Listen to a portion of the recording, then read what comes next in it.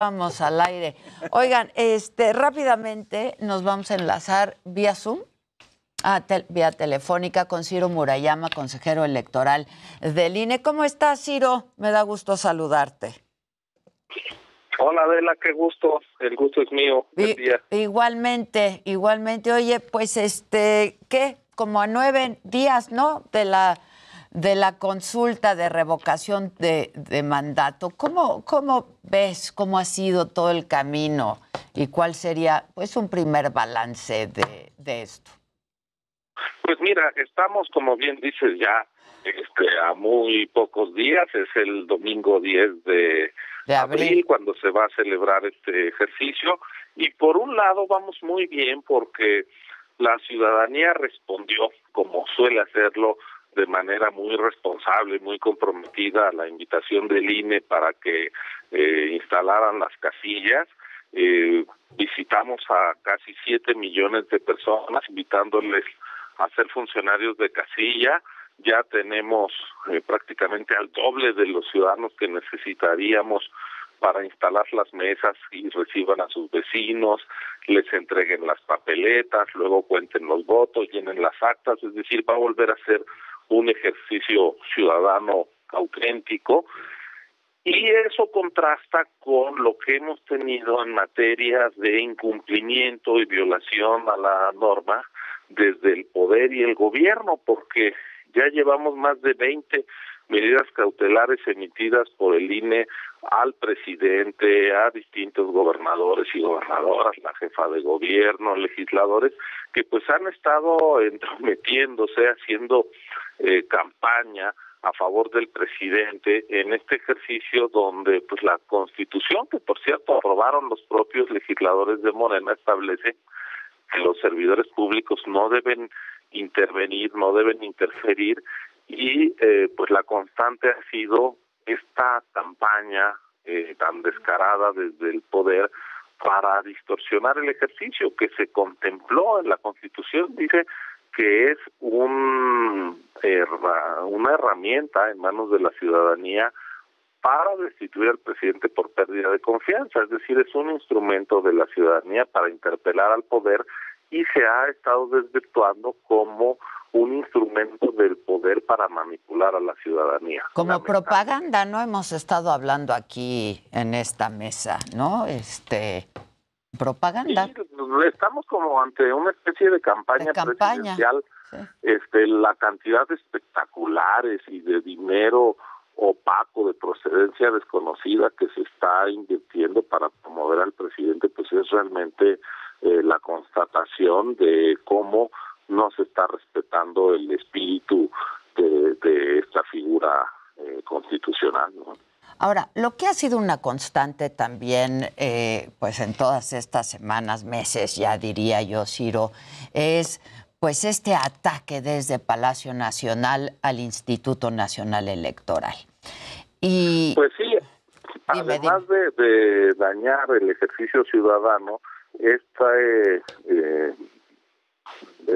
se está usando la revocación como una trampa hacia el INE para dañar su credibilidad, porque, pues, como todo el mundo sabe, se hizo el mayor recorte presupuestal en la historia al INE justo ahora que había una votación nacional, que eso es lo que es la revocación de mandato, y entonces se le castiga financieramente para al mismo tiempo acusarlo de no poner todas las casillas. Es decir, estamos ante una narrativa un tanto perversa, pero también pues muy fácil de desenmascarar desde el poder para minar la autoridad electoral. Y a mí me preocupa que todas estas cosas que estamos viendo, que no le dan dinero al INE para quitarle las suficientes casillas, se le ataca, el presidente y su gente más cercana se saltan las restricciones constitucionales. Creo que se está utilizando como un ensayo de cara a lo que puede ser la elección de 2024, en donde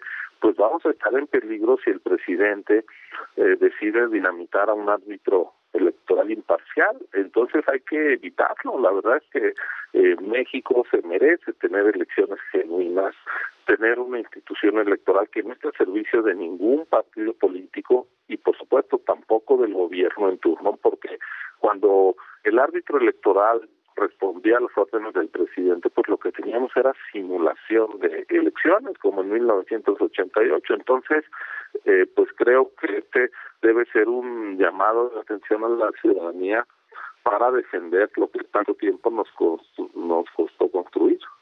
Ahora, Ciro, ahora pasamos, si quieres, a la reforma electoral que tiene que ver con esto. Nada más dime, ¿qué esperan de esta consulta? ¿Esperan mucha participación? ¿Qué es lo que esperan? Mira, nosotros ya, como te decía, hemos tenido muy buena respuesta de la ciudadanía, entonces vamos a instalar las 57,000 casillas previstas. Eso implica que en el 82% de los lugares donde se instalaron casillas en la elección de 2021, la elección intermedia, va a haber casillas.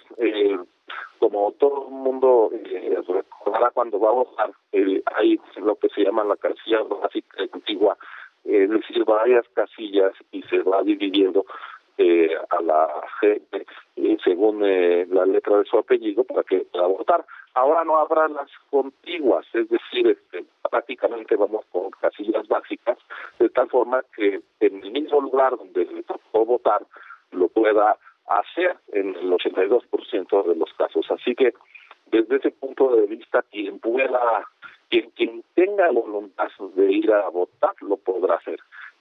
Ahora la Constitución establece que si se celebran estos ejercicios debe de votar al menos el 40% del padrón. Hablando de 37,129,000 ciudadanos para que esto sea vinculante, para que tenga efectos jurídicos. Así que la propia Constitución contempla que si la gente decide no participar, eso va a tener un peso y va a incidir en el resultado, a diferencia de cuando elegimos a nuestros representantes y gobernantes, que solo cuenta la gente que va a votar y quien se abstiene, de hecho, pues deja en manos de otros la decisión de quién va a salir electo.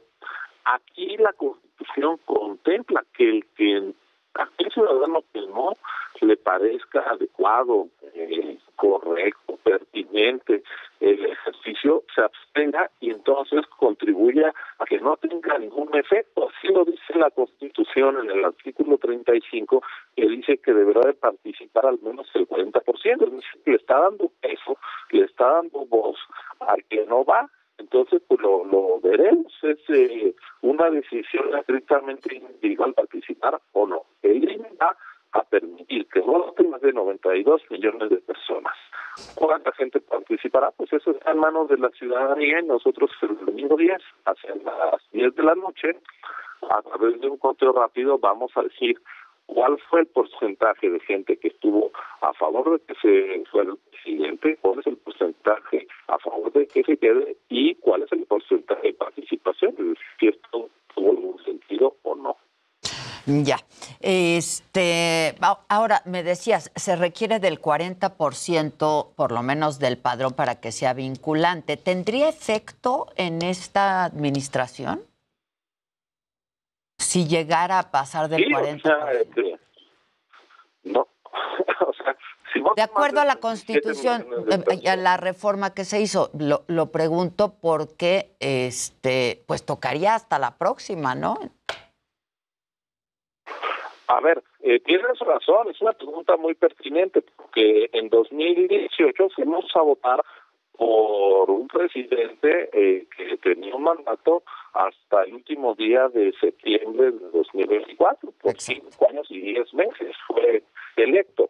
Pero la reforma constitucional que incluyó la revocación de mandato y que se publicó en diciembre de 2019 en un transitorio, permitió que este ejercicio se le aplicara al presidente ya electo. Entonces, yo estoy de acuerdo contigo de que es una forma un tanto retroactiva de aplicar una disposición constitucional, pero la pusieron los legisladores en la Constitución, así que sí, si hay más de 37 millones de votos y la mayoría de, más de la mitad de esos 37 millones dice que se tiene que ir el presidente, pues tendrá que dejar el cargo. y de acuerdo a la Constitución no habría elecciones, paradójicamente sería otra persona designada por el Congreso, donde tiene mayoría Morena, quien se ocupe de la presidencia, y la elección presidencial pues va a seguir siendo el primer domingo de junio de 2024. Entonces, pues sí es un ejercicio que no implicaría la posibilidad de adelantar la elección. Ya. Oye, bueno, y a propósito de esta reforma electoral, en los términos en los que se plantea, ¿cómo la evalúas, pues? Mira, yo creo que tiene dos dislates mayores. Uno es la intención de que los consejeros electorales sean electos. Bueno, o eres árbitro o eres jugador. Ir a pedir el voto popular te hace ya un actor político que quiere ser representante de la ciudadanía.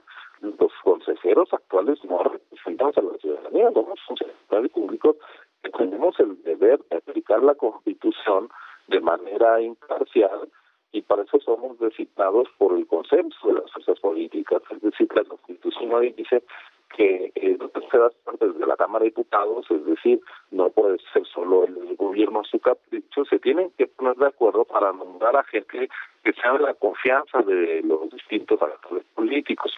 Pretender que un consejero, una persona que quiere ocupar una consejería, tenga que hacer una campaña nacional, si es la única figura que hace campaña nacional y porque vota toda la población es el presidente. Entonces tendrías una suerte de candidatos nacionales para sentarse en el INE. ¿Quién tiene la infraestructura, la organización para organizar una campaña a nivel nacional? Son los partidos políticos. Claro. Entonces es una manera por la puerta de atrás de entregarle a los partidos políticos, y en particular al partido más votado, el control del INE. Es decir, es volver a 1988, es volver a que la presidencia manipule la elección a su antojo. Entonces, pues a mí me parece un disparate. Primer dislate. Segundo. El segundo es desaparecer a las los plurinominales. Uh-huh. Mira, yo sé que los pluris tienen mala fama, porque incluso hay quien dice con mucha desinformación que nadie los elige. No, perdónenme, cuando vamos a votar y votamos por un partido en nuestro distrito, estamos votando también por la lista plurinominal de ese partido. Todos los diputados son electos directamente por el voto de la ciudadanía. La parte de atrás de la boleta trae listas de los pluris y siempre estamos votando por ellos. El asunto es que en un distrito suelen ganar partidos con un 35-40% de los votos, y ese es el diputado, la diputada electa por ese distrito, y está muy bien. Pero eso quiere decir que el 60-65% de los electores, es decir, la amplia mayoría, no consigue mandar al representante que quiere desde su distrito.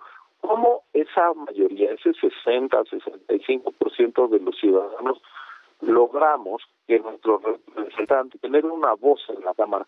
Pues a través de los pluris.